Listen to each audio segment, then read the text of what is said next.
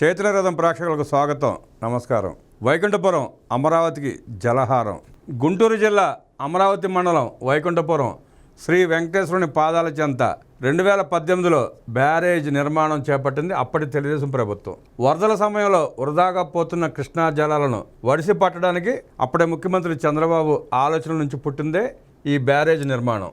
ఇది పూర్తయితే బహుళ ప్రయోజనాలు చేకూరేవి. ఈ ప్రాజెక్టుకు 2018 ఫిబ్రవరి 11న చంద్రబాబు శంకుస్థాపన చేశారు. కృష్ణా జలాలను వడిసిపట్టేందుకు 10 టీఎంసీల సామర్థ్యం ఉన్న ఈ ప్రాజెక్టుకు 2169 కోట్లు ఖర్చు అవుతుందని అధికారులు అంచనా వేశారు.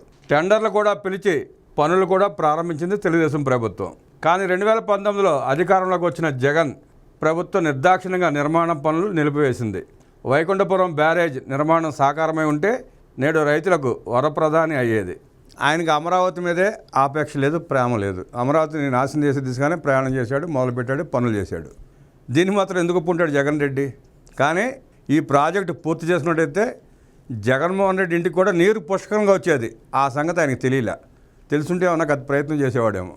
బ్యారేజ్ నిర్మాణం చేస్తే లోకల్ క్యాచ్మెంట్ ద్వారా ఆగస్టు 15 నుంచి అక్టోబర్ వరకు ఉపనదులు మున్నేరు, పాలేరు, కట్టలేరు, ఇతర వాగుల నుంచి వచ్చే వరద నీటిని నిల్వ చేసుకుని సాగునీటికి వినియోగించుకోవచ్చు. విజయవాడ, గుంటూరు, అమరావతి చుట్టుపక్కల ఎగువ ప్రాంతాల మండలాలకు స్థిరమైన సాగు, తాగునీరు సౌకర్యం కల్పించవచ్చు.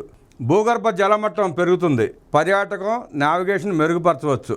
చేపల పెంపకం, హార్టికల్చర్ అభివృద్ధి చెందుతుంది. కృష్ణా డెల్టా కింద 13.08 లక్షల ఎకరాల ఆయకట్టు స్థిరీకరించవచ్చు. గోదావరి, పెన్నా నదుల అనుసంధానానికి ఉపయోగం. పులిచింతల నుంచి 62 కిలోమీటర్ల దూరంలో వైకుంఠపురం, అక్కడ నుంచి 23 కిలోమీటర్ల దిగువకు ప్రకాశం బ్యారేజ్, అక్కడ నుంచి 12 కిలోమీటర్ల దిగువకు చోడవరం బ్యారేజ్ ఉంటాయి. మొత్తం 97 కిలోమీటర్ల మేర నదిలో పుష్కలంగా నీరు అందుబాటులో ఉంటుంది. అమరావతిని అందమైన నగరంగా నిర్మించాలన్నది అసలు ప్రణాళిక.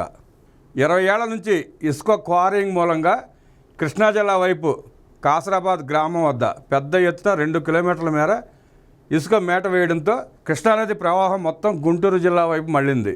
దీంతో కృష్ణా జిల్లా వైపు నిర్మించిన ఎత్తిపోతల పథకాలకు నీరందని పరిస్థితి నెలకొంది. కృష్ణానది పరివాహక ప్రాంతం కృష్ణా జిల్లా చంద్రలపాడు మండలంలో 28 స్కీమ్స్ ఉన్నాయి. వీటి కింద కృష్ణా జిల్లాలో 28,456 ఎకరాలు, గుంటూరు జిల్లాలో 6 స్కీముల కింద 4,263 ఎకరాలు, మొత్తం 32,719 ఎకరాలలో వరి, మిర్చి, పత్తి, ఇతర పైర్లను రైతులు సాగు చేస్తుంటారు. వీటికి నీరందగా ఉత్తపోతల పథకాలుగా మిగిలిపోయాయి.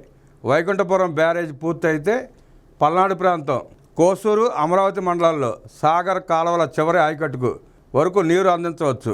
కాబట్టి వైకుంఠపురం బ్యారేజ్ను వేగంగా పూర్తి చేయాలని రైతులు, ప్రజలు కోరుతున్నారు. ఇప్పుడు కూటమి ప్రభుత్వం వచ్చింది, చంద్రబాబు నాయుడు గారు ముఖ్యమంత్రిగా ఉన్నారు కాబట్టి ఈ ప్రాజెక్ట్ త్వరలోనే పూర్తవుతుందని ఆశిద్దాం.